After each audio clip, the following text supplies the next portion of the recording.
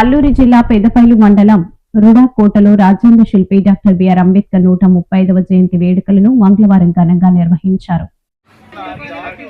అల్లూరి జిల్లా పెదబైలు మండలం రూడకోటలో రాజ్యాంగ శిల్పి డాక్టర్ బిఆర్ అంబేద్కర్ 135వ జయంతి వేడుకలను మంగళవారం ఘనంగా నిర్వహించారు.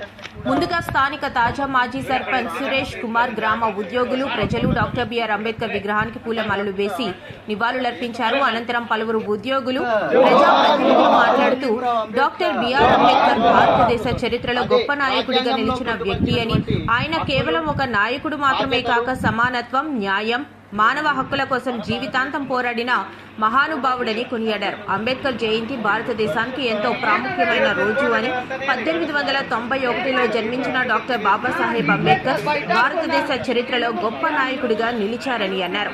భారత రాజ్యాంగ నిర్మాణంలో ఆయన పాత్ర అత్యంత కీలకమని, డ్రాఫ్టింగ్ కమిటీ చైర్మన్ గా పనిచేసి దేశానికి బలమైన రాజ్యాంగాన్ని అందించారని, అందులో ప్రతి ఒక్కరికి సమాన హక్కులు, స్వేచ్ఛలు కల్పించే విధంగా నిబంధనలు రూపొందించారని, నేడు ఆయన కృషి వల్లే భారతదేశంలో ప్రజాస్వామ్యం బలంగా నిలిచిందని అన్నారు. అంబేద్కర్ జయంతి రోజున దేశవ్యాప్తంగా సెలవు ఉంటుంది. ప్రభుత్వ కార్యాలయాలు, బ్యాంకులు మూతపడతాయి. కానీ ఈ రోజు కేవలం సెలవు రోజు మాత్రమే కాదని, ఇది ఆయన చేసిన సేవలను గుర్తు చేసుకునే రోజని తెలిపారు. అనంతరం తాజా మాజీ సర్పంచ్ సురేష్ కుమార్ ను ఉద్యోగులు S Kondanna, K Matsyaraju, K Rambabu దుస్సాలువతో ఘనంగా సన్మానించి జ్ఞాపిక అంబేద్కర్ చిత్రపటాన్ని బహుకరించారు.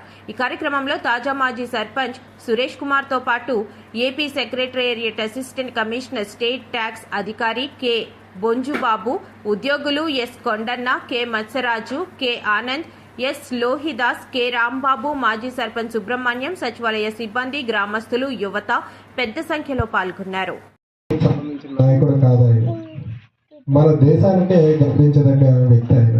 ఈరోజు అంబేద్కర్ గారు లేకపోతే ఈ భారతదేశం పరిస్థితి ఏంటన్నది ఎవరికి తెలియనటువంటి పరిస్థితి. ఈరోజు ఈ 5 ఏళ్ల పదవి నేను కొనసాగించానన్నా, లేదంటే ఇక్కడ ఉన్నటువంటి ప్రతి ఒక్క వ్యక్తి ఉద్యోగస్తులయ్యారన్నా, లేదా ఇక్కడ ఉన్న అందరూ కూడా ఈ ఓటు హక్కు అనేది వినియోగించుకుంటున్నారంటే దానికి కారణం ఆ మహనీయుడు అంబేద్కర్ గారు. మనం అనేక సందర్భాల్లో ఆయన కోసం గంట కాదు, ఒక రోజంతా మాట్లాడలే తక్కువే. కానీ ఈరోజు ఉన్నటువంటి యువత మరి ఏ దేశం కోసం అయితే ఆయన పోరాటం చేశారో, ఏ మహిళల కోసం ఆయన ఉన్నటువంటి పదవిని విడిచిపెట్టుకున్నారో, ఎవరు కూడా ఈరోజు నివాళులు కూడా అర్పించేదానికి ముందుకు రానటువంటి పరిస్థితి. ఇది చాలా బాధాకరం. ఎందుకంటే ఒక్కరోజు, సంవత్సరంలో ఒక్కరోజు మనం కేటాయించలేని పరిస్థితుల్లో మనం ఉన్నాం. బస్సు వస్తుందని కొంతమంది, ఇంట్లో వంటలు చేసుకోవాలని కొంతమంది. మన కోసం మనం పని చేసుకుంటే మరి మన కోసం ఎవరు పని చేస్తారు? అలాంటి నాయకుడు గారు లేకపోతే ఈరోజు దేశం పరిస్థితి ఏంటన్నది మనం ఒకసారి ఆలోచించుకోవాలి. దయచేసి నేను ఇక్కడ ఉన్నటువంటి యువతకు కానీ అందరికీ నేను చెప్పేది ఒకటే, మన కోసం మనం చేసుకోవడం కాదు. నిజంగా మీరు సన్మానం చేశారు, మీ అందరికి కూడా నేను జీవితంతో ఎప్పుడూ రుణపడి ఉంటాను. ఈ 5 ఏళ్ళు నేను ఎన్నో బాధలు పడ్డాను. ఇలాంటి బాధలు కాదు, కుటుంబ సభ్యుల నుంచి ఇబ్బందికరమైన పరిస్థితి, లేదంటే గ్రామంలో ఉన్నటువంటి వాళ్ళు కొంతమంది ఇబ్బంది పెట్టే పరిస్థితి, అనేక రకాలుగా నేను ఇబ్బందులు మరి నిజంగా నేను ఎదుర్కొన్నాను. అది ఈ సందర్భంలో మాట్లాడే పరిస్థితి కాదు. గ్రామానికి మంచి చేయాలా. ఈరోజు ఈ గ్రామంలో మా తండ్రి పుట్టడం వల్ల విశాఖపట్నంలో ఈరోజు ఉద్యోగం చేస్తూ ఆయన నెలకు ₹1,00,000 సంపాదించే పరిస్థితి. ఈ గ్రామానికి ఏదన్నా చేయాలని ఒక ఆలోచన నాకు మరి రాజకీయాల్లో వచ్చిన కొత్తలో మా గ్రామానికి నేను ఏమైనా చేసుకోవాలి. నేను పాడేరులోనో మనసుల్లో మన అంబేద్కర్ ఉండడం మన గొప్పతనం.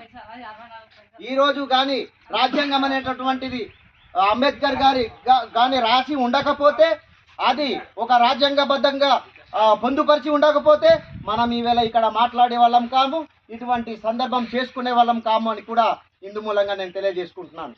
అంటే ఇది మనం వినియోగించుకున్న బట్టి ఉంటుంది. ఏంటి, చదువు అనేది చదువుకోండి అని చెప్పేసి రాజ్యాంగంలో రాసి పొందుపరిచి అంబేద్కర్ గారు వెళ్ళిపోయారు. మనం దాన్ని వినియోగించుకొని ఉన్నత పౌరులుగా తీర్చిదిద్దుకొని మన బుద్ధి బలం ఉపయోగించి మనం ఏం చేయాలంటే మన యొక్క భవిష్యత్తును మంచిగా మలుచుకొని ఈవేళ బాలలు రేపు పౌరులుగా మారి దేశ సేవకు అంకితం కావాలని చెప్పేసి అనుకుంటున్నాను. అంటే రాజ్యాంగం అనేది మనకు ఎంత ఉపయోగమో అది తెలుసుకున్న వాళ్ళకి తెలిసినంత. రాజ్యాంగం యొక్క పరిధి అంత ఇంత కాదు. దాని హక్కులు కానీ బాధ్యతలు కానీ తెలుసుకొని మనం మన యొక్క నిజ జీవితాన్ని గడిపినప్పుడు ఆ యొక్క బాధ్యత మనకు తెలుస్తుంది. ప్రతి యొక్క విద్యార్థికి తెలుసు, ముందు నుంచి చదువుకోనే వస్తున్నారు, కానీ మధ్యలో వచ్చి ప్రతి ఒక్కడు తప్పదారి పడుతున్నారు. అవకాశాలుండి వినియోగించుకున్నటువంటి మనుషులం మనం. కాబట్టి దయచేసి ఈ సదవకాశాన్ని, అంబేద్కర్ ఇచ్చినటువంటి అవకాశాన్ని మనం పొందుపరుచుకొని మనం ముందుకు వెళ్ళి మంచి పదవులు అనుభవించి మంచి జీవితాన్ని పొందాలని చెప్పేసి మనస్ఫూర్తిగా కోరుకుంటూ, ఈ అవకాశం ఇచ్చినటువంటి మా యొక్క గ్రామ సర్పంచ్ గారు, అలాగే మా మామగారు కంబం మంజుబాబు గారు, అసిస్టెంట్ కమర్షియల్ ట్యాక్స్ ఆఫీసర్, అలాగే మా డాడీ గారు లోహితాస్ గారు, మరియు ఈ గ్రామ ప్రజలందరికీ మాజీ సర్పంచ్